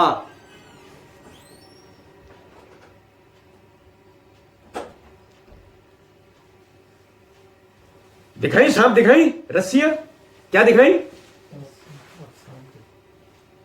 मिर्जा जी जब आप पब्लिक के आगे ये कह रहे हो कि उमर बिन अब्दुल अजीज ने आले फातिमा को दे दिया, तो जिस वक्त आले फातिमा को दे दिया उस वक्त में वो कह क्या रहे थे, वो जुमला बताया। मिर्जा जी उसे पी गए, मिर्जा जी उसे पी गए, अपना माल समझ के हड़प कर गए हैं? क्या किया मिर्जा जी ने? 2 नंबरी। खुद ही कहा ना मिर्जा जी ने, बरेलवी देवबंदी अहले हदीस के उलमा आधी हदीस सुना के 2 नंबरी करते हैं। मिर्जा जी अल्लाह ताला के फजलो करम से उलमा अहले हदीस जो है वो आधी हदीस नहीं सुनाते, हदीस तो उनका उड़ना बिछोना है, उनका दीन है। लेकिन मिर्जा जी अगर आधी हदीस सुनाना 2 नंबरी है, तो ये जो आपने उमर बिन अब्दुल अजीज रहमतुल्लाह अलैह के जुमले नहीं बयान करे, क्या 2 नंबरी है? नहीं सुने, कहते हैं हजरत फातिमा को भी मना फरमा दिया था, तो अब मेरे भी शान निशान नहीं है कि मैं उसे अपनी जागीर समझूं, मेरे भी शान निशान नहीं कि मैं उसे अपनी जागीर समझूं, और मैं तुमको इस बात पर गवाह बनाता हूं, मैंने इसको उसी तरीके पर वापस कर दिया जैसे दौरे नबवी में था। आले फातिमा को दिया नहीं, उस तरीके पर पहुंचा दिया जिस तरीके पर वो रसूलुल्लाह सल्लल्लाहु अलैहि वसल्लम, और रसूलुल्लाह सल्लल्लाहु अलैहि वसल्लम के जमाने में किस तरीके पर था कि उसका एक हिस्सा अहले बैत को जाता था और उसका बकिया वो किसी के लिए वक्फ नहीं था सिवाय फुकरा व मसाकीन के। वो वक्फ था, गवर्नमेंट की प्रॉपर्टी था, वो वक्फ था किसके लिए? गुरबा मसाकीन के। उसका पैदावार का एक हिस्सा अहले बैत को जाता था, जैसे कि मैंने फिदक वाले मसले में बयान किया। अब लेकिन उसके बाद भी मिर्जा जी के पीछे, ओ मेरे बेटे अच्छा किया तूने, शाबाश मेरे लाल, बहुत अच्छा आज तूने बात की, खूब तूने अशकाल लोगों में पैदा करे, सही मायनों में तूने अपने खन्नास होने का सबूत दे दिया, शाबाश। कौन? मैं इनके दाएं बैठूंगा, इनके बाएं बैठूंगा, इनके आगे बैठूंगा, इनके पीछे बैठूंगा, इनके ऊपर। इब्लीस लानतुल्लाह अलैह, वो और मिर्जा जी दोनों ने जो कार्रवाइयां की, सुनो जरा बात। और फिर इब्लीस को नया चक्कर समझाया मिर्जा जी को, ले मेरे बेटे ये भी सुन, ये भी समझ, सुनो। अल्लाह के फजलो करम से हम इसका दी एंड कर देते हैं। ये रिवायत का कोई मफहूम निकाल कर लाया नहीं जा सकता, क्योंकि सनदन ये रिवायत साबित ही नहीं। रिवायत को बयान किया मुगैरा बिन मिक्सम ने, वो कहते हैं काला जमा उमर बिन अब्दुल अजीज बनी मरवान। सुनो जरा बात को ना,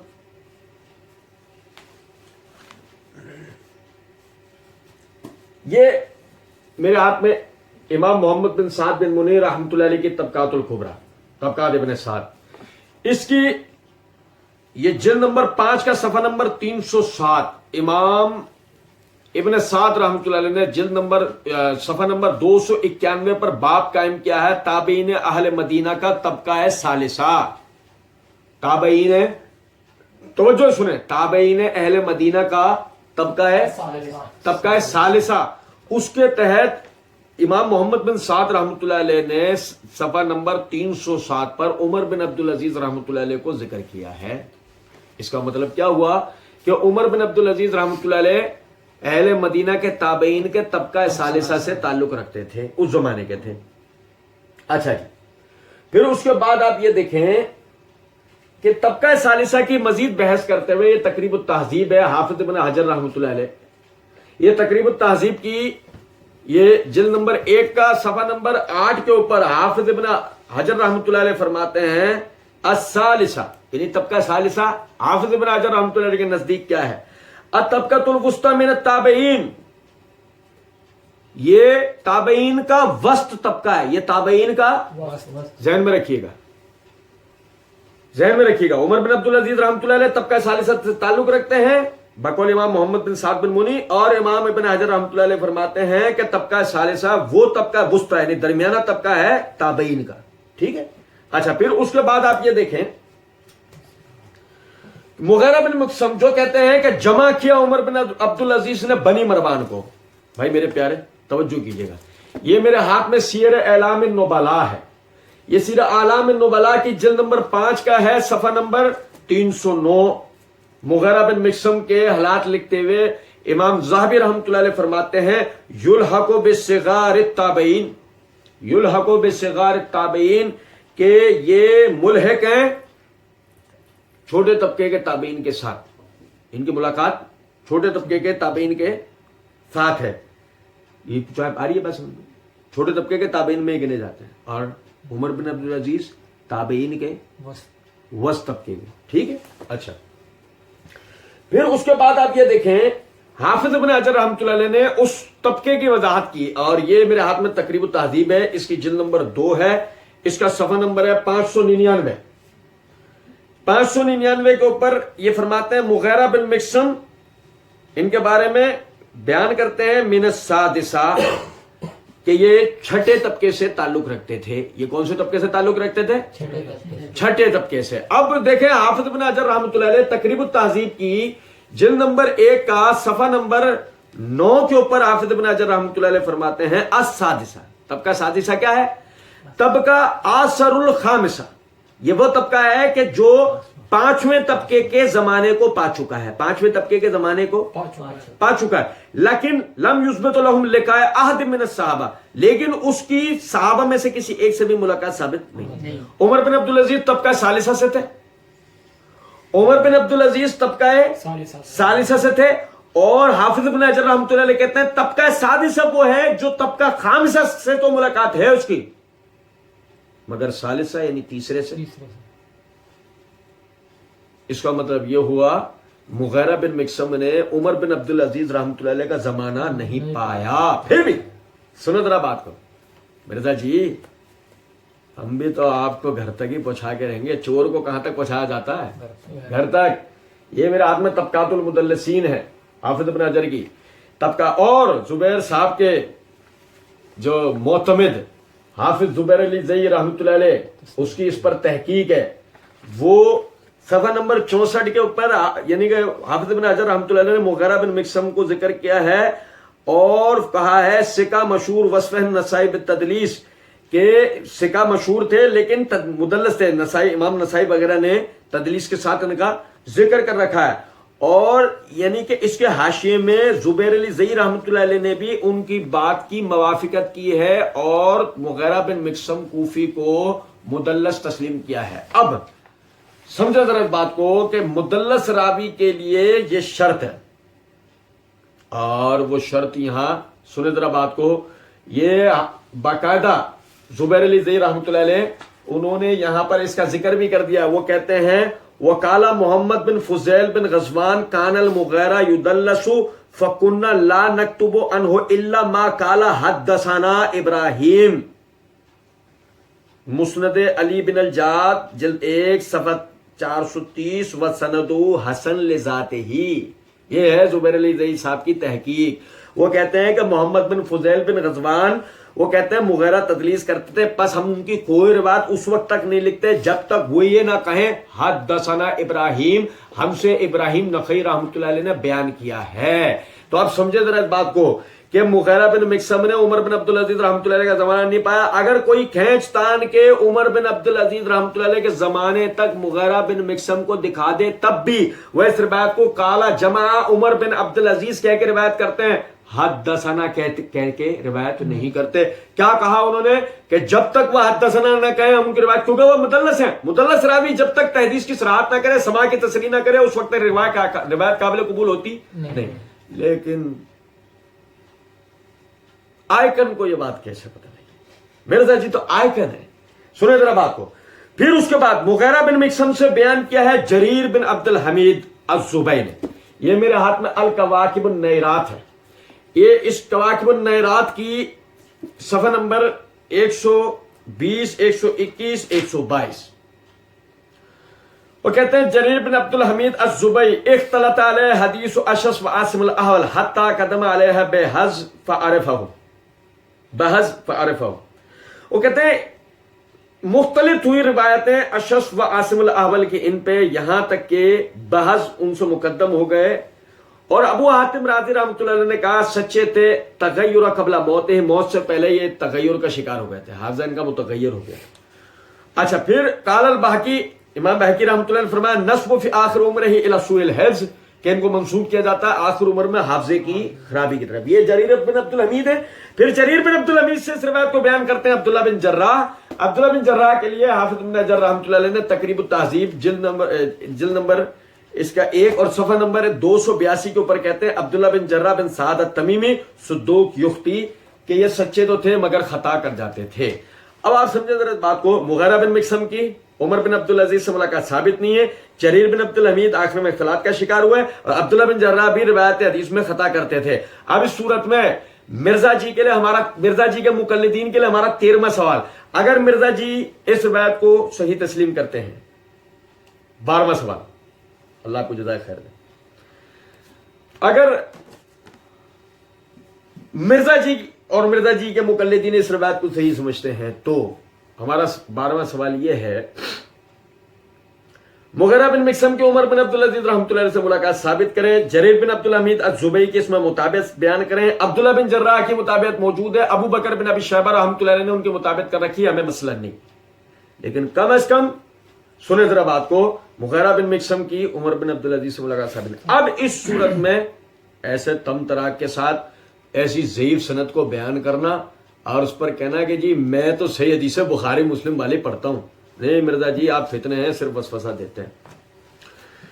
مرزا جی کہتے ہیں کہ اور اس میں سیدہ فاطمہ جو ناراض ہوئی، اب یہ ناراضگی جو ہے ان کی سیدنا ابو بکر صدیق رضی اللہ عنہ کے ساتھ ایک بشری تقاضے کے تحت تھی. اس پہ نعوذ باللہ یہ فٹ کرنا ہے کہ جی وہ صحیح بخاری و مسلم کی حدیث کے جی فاطمہ میرے جگر کا ٹکڑا ہے، جس نے اس کو تکلیف دی اس نے مجھے تکلیف دی، نعوذ باللہ من ذالک. سیدنا ابو بکر صدیق تو سوچ بھی نہیں سکتے تھے. ٹھیک ہے، جس ابو بکر صدیق کی حدیث بخاری کے اندر 3751 ہے کہ محمد کی محبت کو اہل بیت کی محبت میں تلاش کرو، میں اس پہ وضاحت دے چکا ہوں کہ روایت ان الفاظ سے نہیں ہے. اہل بیت کی محبت اپنی جگہ، مگر روایت میں مرزا جی نے ڈنڈی ماری ہے. وہ کبھی یہ کر سکتے تھے. ٹھیک ہے، وہ ایک بعض اوقات دنیاوی طور پہ بھی کبھی ایسے اختلاف آ جائیں تو ناراضگی ہو سکتی ہے، یہ بات ٹھیک ہے. بخاری مسلم میں موجود ہے کہ وفات تک سیدہ فاطمہ ناراض رہی ہیں. سیدنا علی نے رات کو ان کو دفن کیا ہے، ابو بکر عمر کو نہیں بتایا، میں اس پہ وضاحت دے چکا ہوں. ٹھیک. اچھا، اس کے بعد ظاہر ہے وہ ایک معاملہ چل رہا تھا، ظاہر ہے وہ ایک معاملہ چل رہا تھا.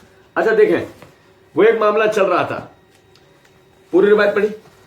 نہیں، پوری روایت نہیں پڑھی. وہ ایک معاملہ چل رہا تھا. مرزا جی پوری روایت تو سناتے نا. آپ نے خود اپنی ویڈیو میں کہا پوری روایت پڑھیں، تو اس طرح آدھی روایتیں پڑھتے ہیں. اسی طریقے سے مرزا جی نے کہا ہے کہ غلام مصطفیٰ ظہیر صاحب نے روایت آدھی لکھی، آگے راوی کا فہم بتائے نا، سلف کا فہم. میرے بھائی علم کے میدان میں جذبات تو نہیں ہوں گے نا، چیزیں ڈسکس ہوں. مرزا جی مسئلہ یہ ہے، آپ پہ تو قرآن کی آیت صادق آتی ہے. یہ اللہ رب العزت نے سورہ مائدہ آیت نمبر 8 کے اندر فرمایا، یا ایھا الذین آمنوا کونوا قوامین للہ شہداء بالقسط ولا یجرمنکم شنآن قوم علی اللہ تعدلوا اعدلوا هو اقرب للتقوی واتقوا اللہ ان اللہ خبیر بما تعملون. اے ایمان والوں، اللہ کے لیے سچی گواہی دینے والے بنو. ولا یجرمنکم شنآن قوم علی اللہ تعدلوا، اور کسی قوم کی مخالفت تمہیں اس بات پہ نہ ابھارے کہ تم انصاف چھوڑ دو. اعدلوا، انصاف کرو. هو اقرب للتقوی، یہی تقوی کے قریب ترین بات ہے. واتقوا اللہ، اور اللہ سے ڈرو. ان اللہ خبیر بما تعملون، اور اللہ باخبر ہے ہر اس عمل سے جو تم لوگ کرتے ہو. سمجھے ذرا اس بات کو. مرزا جی کو یہ بات سمجھنی چاہیے، مرزا جی کو یہ بات سمجھنی چاہیے کہ مرزا جی یہ جو آپ نے کہا نا کہ یہ مطلب بخاری مسلم میں ہے کہ وفات تک سیدنا فاطمہ ناراض رہی ہیں، صحیح ظاہر ہے وہ ایک معاملہ چل رہا تھا. وہ ایک معاملے کو ڈسکس کرو نا مرزا جی. جذبات کو تو کوئی دخل ہے ہی نہیں نا، چیزیں تو ڈسکس ہوں گی نا. مرزا جی آپ نے خود تو کہا، آپ نے پوری روایت کیوں نہیں پڑھ کے سنائی؟ کیونکہ اگر آپ روایت پوری پڑھ کے سناتے تو مسئلہ یہ ہوتا ہے کہ آپ اس بات کا جواب کیسے دیتے ہیں کہ سیدنا علی رضی اللہ عنہ کی طرف لوگ دیکھ نہیں رہے تھے. کہاں گیا آپ کا غدیر خم؟ کہاں گیا آپ کا وہ باتیں کہ جب آپ نے سیدنا علی کے بارے میں جھوٹے فضائل جو گڑے اور جتنی بھی جھوٹی آپ نے باتیں کی ہیں، کہاں ہیں وہ؟ اگر وہ ہوتے تو آپ جس طریقے سے سب صحابہ کو چھوڑ کے علی کی طرف دیکھ رہے ہیں، اس طرح سب صحابہ اس وقت سب کو چھوڑ کر ابو بکر وغیرہ سب کو چھوڑ کر علی کی طرف دیکھ رہے ہوتے نا. اس کا مطلب یہ وہ بات نہیں ہے جس طرح آپ لوگ بتاتے ہیں. آپ نے پوری روایت جان بوجھ کے نہیں بیان کی. اگر آپ روایت پوری جان بوجھ کر بیان کر دیتے تو پتہ لگتا کہ ابو بکر پولیٹیکلی خلیفہ نہیں تھے، ابو بکر ہر اعتبار سے نبی صلی اللہ علیہ وسلم کے نائب تھے. لیکن آپ نے روایت کو پوری نہیں سنایا، اس کو چھپا لیا اور کہتے ہیں اور یہ دنیاوی اعتبار سے اس طرح کی ناراضگیاں ہو جاتی ہیں. یہ دنیاوی معاملہ تھا. کوئی مرزا جی سے پوچھے، مرزا جی یہ دنیاوی معاملہ تھا، فاطمہ کسی دنیاوی مسئلے کے لیے ناراض ہو گئی، کیا آپ الزام لگا رہے ہو حضرت فاطمہ پہ؟ کیا ابو بکر سے وہ کوئی دنیاوی مسئلے میں ناراض ہوئی ہیں؟ مرزا جی سے بات سنبھل رہی نہیں ہے. مرزا جی چوچو کوشش تو بہت کر رہے ہیں کہ ایسی بات کروں شیعہ بھی خوش رہیں اور سنی بھی اس وقت میرے ساتھ کھڑے رہیں. سنو ذرا بات کو. بہرحال فتویٰ فٹ ان نہیں کرنا چاہیے. اس طرح کی ناراضگیاں تو مطلب بعض اوقات سیدنا علی و فاطمہ کے درمیان بھی جایا کرتی تھی. اس لیول کی تو نہیں لیکن ہو جاتی تھی. اس لیول کی تو نہیں لیکن ہو جاتی تھی. ہم کہتے ہیں مرزا جی کسی بھی لیول کی ہو جاتی تھی. آپ یہ بات کری کیوں رہے ہو؟ آپ سے کسی نے پوچھا ہے کہ فاطمہ علی کے بھی اختلاف ذکر کرو؟ آپ کسی کی گھریلو زندگی میں گھس جاؤ. مرزا جی اس وقت میں یقین کریں مرزا جی نے وہ کام کیا ہے جو محلے کی لڑانے والی عورتیں جو کام کرتی ہیں نا, مرزا جی نے سیم وہی والا کام کیا. میں نے پوچھا نہیں تھا کسی نے مرزا جی سے, مرزا جی نے وہی حرکت کی. اس طرح سے فتویٰ نہیں لگانا چاہیے. باقی وراثت کا جو ایشو ہے بخاری مسلم میں ڈیٹیل موجود ہے کہ انبیاء کرام علیہ السلام کی وراثت جو ہے وہ تقسیم نہیں ہوتی. اچھا میں اکثر سوچتا تھا کہ اگر سیدہ فاطمہ, یا اکثر جو ہمارے سنی کہتے ہیں کہ سیدہ فاطمہ کو یہ حدیث ہی نہیں پتہ تھی, اکثر ہمارے سنی کہتے ہیں کہ سیدہ فاطمہ کو حدیث نہیں پتہ تھی. پتہ نہیں مرزا جی کے سنی ہے نا, پتہ نہیں کون کوئی وہ بھی کوئی کہاں مردوں کو کہاں لے جاتے ہیں نیپال. پتہ نہیں مرزا جی کے سنی بھی کوئی نیپال کے جنگلوں سے ہیں یا وہاں رہتے ہیں نیپال کے جنگلوں میں. یہ مرزا جی کے کون سے سنی ہے, کون سی باتیں کر جاتے ہیں جب مرزا جی اس کو روایت کر رہے ہوتے ہیں اور سنی خود نہیں جانتے ان باتوں. ہمیں اہل سنت ہے, ہمیں نہیں پتا کہ اہل سنت نے یہ باتیں کہاں کی ہیں. مرزا صاحب بول جاتے ہیں بڑے مرزا جی کے جو مکڑ دیے نا آشو آشو, کوئی بت پرستی شروع کر دیتے ہیں. سنو ذرا بات. یا اکثر جو ہمارے سنی کہتے ہیں کہ سیدہ فاطمہ کو حدیث ہی نہیں پتا تھی وراثت والی. بھائی فاطمہ کو نہیں پتا تھی تو اور کس کو پتا ہوگی؟ جس کی ضرورت تھی ان کو حدیث پتا تھی, جس کی ضرورت تھی ان کو حدیث پتا تھی. بیسیکلی یہ میں نے آپ پر میں اس کو مینج کروں گی, میں اس کو کروں گی. تو سیدنا ابو بکر صدیق نے اس لیے وراثت والی حدیث ان کو یاد کروائی کہ بھائی نبیوں کا وارث ہی کوئی نہیں ہوتا. جب وارث ہی نہیں ہوتا تو اچھا دیکھ میرے بھائی غور سے سن لیں, بڑی جان لگا رہے ہیں مرزا جی, بیکار میں یقین کریں بڑی محنت کر رہے ہیں بیچارے غریب مرزا جی. مرزا جی کا بس کا روگ نہیں ہے اصل میں. اللہ کی قسم صحابہ و اہل بیت کا دفاع مرزا جی جیسوں کے بس کا روگ نہیں ہے. یہ الحمدللہ اہل سنت کا تمغہ امتیاز ہے, ترہ امتیاز ہے کہ الحمدللہ جو نا یہ اہل سنت ہمیشہ سے صحابہ و اہل بیت کا دفاع کرتے آئے, کیونکہ ہمارے بزرگ ہیں, ہم ہی ان کے دفاع کی خدمت ہمارے ہی سر ہے. آپ دیکھیں ذرا اس بات کو. مرزا جی نے باقاعدہ اس ویڈیو میں یہ بات کہہ دی ہے, امام مسلم نے جو اپنی کتاب میں لکھا وہ مسلم کا فہم ہی ہمیں دکھانا ہوگا, اپنے مولویانہ نہیں دکھانا ہوگا فہم یا کسی اور کا. اور مرزا جی نے اسی ویڈیو میں کہا ہے میں اللہ کا فہم بیان کروں گا, اللہ کے محبوب صلی اللہ علیہ وسلم کا فہم بیان کروں گا اور ہمارے سلف کا فہم. اب مرزا جی نے اسی ویڈیو میں کہا ہے ان کو کہے ہم نے یہ حدیثیں لکھ دی ہیں, ہمارا کام تو یہی تھا جو شیخ زبیر صاحب نے بھی آپ کو نقوی صاحب کہا تھا کہ علی کا کام تھا کہ حدیثیں لکھ دی ہیں, میں نے فہم تو لکھا ہی نہیں ہے اس کے اوپر. مرزا جی اللہ کا فہم, اللہ کے رسول کا فہم اور سلف کا فہم بتائیں گے. مرزا جی سامنے والے کو پابند کیے بیٹھے ہیں کہ محدثین کا اپنا فہم بتاؤ, اپنے مولویوں کا فہم نہیں بتاؤ, اور مرزا جی کہہ رہے ہیں کہ میں نے حدیثیں لکھ دی ہیں, میں نے اپنا فہم نہیں بتایا. اب مرزا جی سے کوئی پوچھے مرزا جی یہ کیا کر رہے ہو, مرزا جی چوچو, مرزا جی ادھر ادھر دیکھ رہے ہو, ان کے گال پکڑو اور یوں اپنی طرف کرو. مرزا جی ہماری طرف دیکھو, ہماری طرف دیکھو بیٹے, اور یہ بتاؤ یہ بھی آپ کیا کر رہے ہو؟ آپ جو اتنی بڑھکیں اتنی شیخیاں پیچھے مار کر آئے ہو, ڈرامے باز آدمی, یہ بھی آپ کیا کر رہے ہو؟ سنو میں ایک دفعہ پھر پڑھوں گا مرزا جی کے جملے دیکھنا. باقی وراثت کا جو ایشو ہے بخاری مسلم میں ڈیٹیل موجود ہے, انبیاء کرام علیہ السلام کی وراثت جو ہے وہ تقسیم نہیں ہوتی. اچھا میں اکثر سوچتا تھا کہ اگر سیدہ فاطمہ, یا اکثر جو ہمارے سنی کہتے ہیں کہ سیدہ فاطمہ کو حدیث ہی نہیں پتا تھی وراثت والی. بھائی فاطمہ کو نہیں پتا تھی تو اور کس کو پتا ہوگی؟ جس کی ضرورت تھی اس کو حدیث پتا تھی. بیسیکلی یہ مینجمنٹ کا ایشو تھا کہ میں اب نبی صلی اللہ علیہ وسلم کی وارث ہوں تو آپ کے بیہاف پہ میں اس کو مینج کروں گی. مرزا جی یہ بخاری مسلم کے الفاظ ہیں. مرزا جی بولیں گے نہیں. مرزا جی یہ قرآن کے الفاظ ہیں. نہیں. مرزا جی کسی اور حدیث کی کتاب کے الفاظ ہیں. نہیں. مرزا جی یہ سلف کا فہم ہے. نہیں. یہ وہی ہے جو آپ نے تھوڑی دیر پہلے کہا میں اکثر سوچتا تھا. سمجھ رہے ہیں بات کو یا نہیں؟ مرزا اور سلف کا فہم یہ آسمان اور زمین کا فرق ہے. سلف کا فہم آسمان ہے اور مرزا گٹر ہے. دونوں میں کوئی برابری ہو سکتی؟ سنو ذرا بات کو. کہتے ہیں وہ یہ جو اکثر ہمارے سنی کہتے ہیں سیدہ فاطمہ کو حدیث نہیں پتا تھی وراثت والی. فاطمہ کو نہیں پتا تھی تو اور کس کو پتا؟ اچھا بھائی مرزا جی فاطمہ کو پتا تھی, ہاں تو ناراض کیوں؟ جو مینجمنٹ کا ایشو تھا, مینجمنٹ کا ایشو, مرزا جی فاطمہ کو یہ ترمذی کی حدیث پتہ نہیں ہوتی تھی جس قوم کی حکمرانی عورت کے ہاتھ میں وہ قوم کبھی فلاح نہیں پا سکتی. مینجمنٹ فاطمہ کے ہاتھ میں جائے گی کیسے مرزا جی؟ آپ سمجھا. عجیب ہی مرزا جی کو سننے والے یقین کریں ایسے عجیب لوگ ہیں, بولے چلا جاتا کیا مرزا صاحب بھائی اس دور میں حق تو مرزا محمد علی. ابے حق رہا ہے, وہ حق تھوڑی بیان کر رہا ہے, وہ تو منہ سے آگے جا رہا ہے, جو اس کی سمجھ میں آ رہا ہے وہ بولے چلے جا رہا ہے. اب یہ دیکھو نا یہ کیا ہے, میں اپنا موقف نہیں بتاؤں گا, میں اپنا اوپینین دے رہا ہوں, میں نے جو سوچا. اچھا تو سیدنا ابو بکر صدیق نے اس لیے وراثت والی حدیث ان کو یاد کروائی.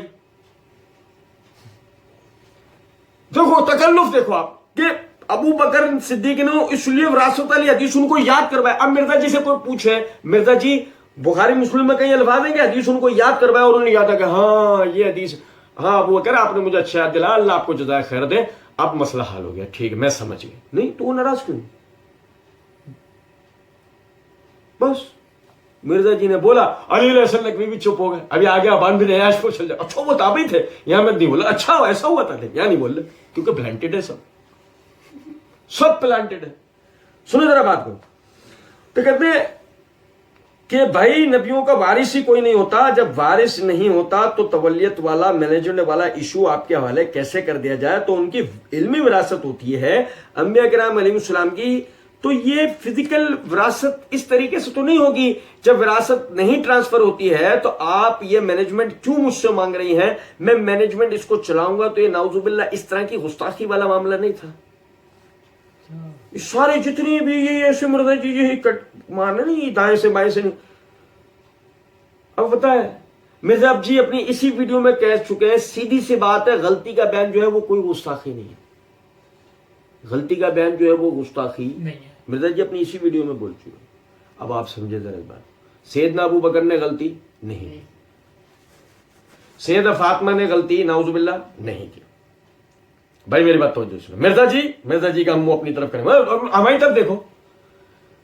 ابو بکر نے غلطی نہیں کی, فاطمہ نے غلطی نہیں کی. یہ کیا تھا آگے مرزا جی کہہ رہے ہیں, ایک ان کی خواہش تھی, ایک چھوٹی سی ضد تھی. ہم مرزا جی ہماری طرف دیکھو, ابو بکر نے غلطی نہیں کی, فاطمہ نے غلطی. یہ ہمیشہ سے اہل سنت کا طریقہ رہا ہے, صحابہ غلطی نہیں کرتے, صحابہ غلطیوں سے پاک نہیں ہے, لیکن صحابہ غلطی نہیں کرتے. ہم صحابہ کے فہم تک نہیں پہنچ پاتے. کیسی مرزا جی آپ جان لگا رہے ہو نا, دونوں طرف سے دفاع کر رہے ہو نہیں کر رہے ہو مرزا جی, کر رہے ہو نا. یقین کرو ہم نے تو اللہ تعالیٰ کی دی ہوئی توفیق سے اس مسئلے کا 10 سے 15 منٹ میں باغ فتح والے مسئلے میں حل کر دیا ہے. اللہ تعالیٰ کا ہم پر فضل و کرم ہے, ہماری کوئی طاقت, آدم من فضل ربی, ہمارا کوئی کمال نہیں. لیکن مرزا جی آپ سمجھے ذرا کیسی کھینچتان آپ کو کرنی پڑ رہی ہے, کیونکہ پیچھے آپ غلط بات کر کے آ گئے. یہ جو ابو بکر کو آپ نے جو پولیٹیکل خلیفہ بنایا نا, آپ سے یہ جو غلطی ہوئی ہے نا, امت کے جمانے چنا, اب آگے یہ کھینچا تانی آپ کو کرنی پڑ رہی ہے. تو سنیں ذرا بات کو. کہتے جی تو نعوذ باللہ اس طرح کی گستاخانہ معاملہ نہیں تھا, ایک ان کا ایک اپنا, اور وہ ڈیسیجن کر سکتے تھے, اور وہ ڈیسیجن کر سکتے. میں آپ تمام بھائیوں سے بات کہوں گا, مرزا جی کے اس جملے کو یاد رکھیے گا. خلافت کے معاملے میں مرزا جی جب بھی ابو بکر, عمر و عثمان, معاویہ یا کسی بھی خلیفہ پہ جب اعتراض کریں گے نا, یقین کریں مرزا جی کا یہ جملہ اگر ذہن میں رہے نا, یہ جملہ, تو مرزا جی کا اپنا جواب ان کا یہ جملہ ہے. اور وہ ڈیسیجن کر سکتے تھے, ظاہر ہے مسلمانوں نے ان کو خلیفہ چنا تھا.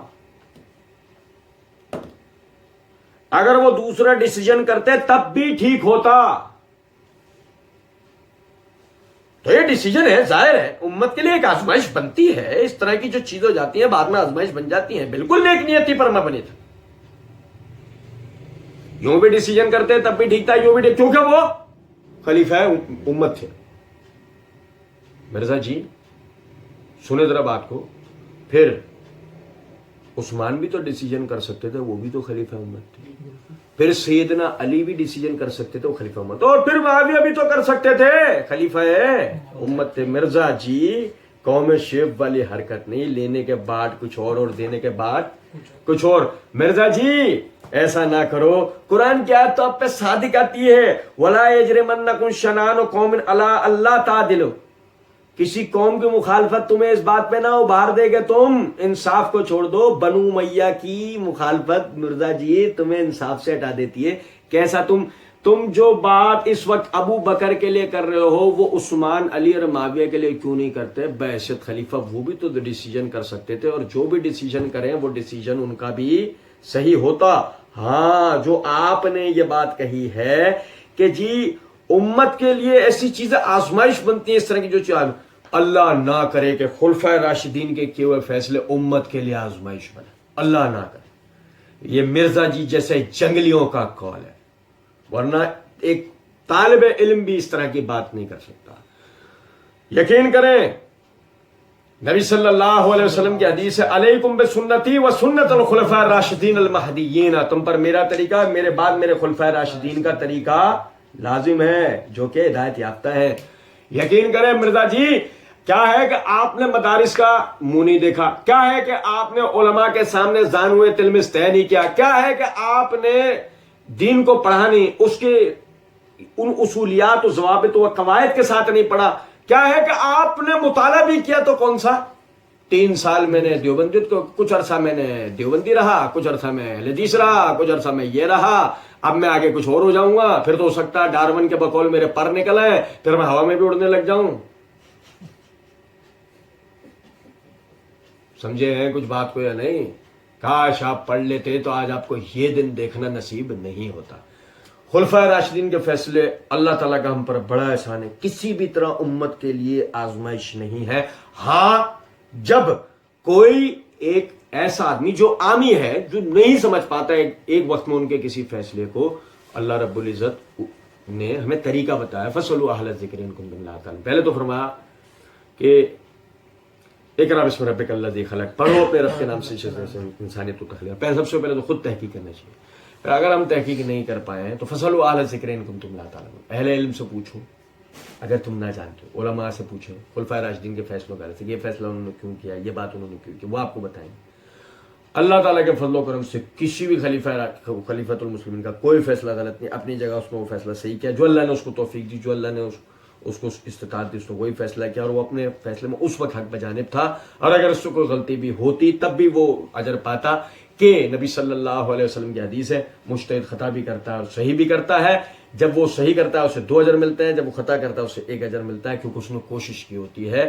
تو خدا نہ خواستہ ان کا کوئی فیصلہ آزمائش نہیں تھا. مرزا جی نے آگے وہی بندر کی ڈگڈگی بچائی.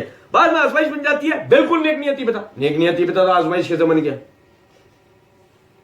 مرزا جی کیسے دونوں لڈو ہاتھ میں رکھتے ہوئے آزمائش بھی بن جاتی ہے، نیک نیتی پہ بھی تھا. ٹھیک ہے الحمدللہ، وہ 100% دونوں حضرات نیک نیتی پہ بھی تھے، فاطمہ بھی اور ابو بکر بھی. میں نے باغ فدق کے مسئلے میں اس کی وضاحت دے دی ہے.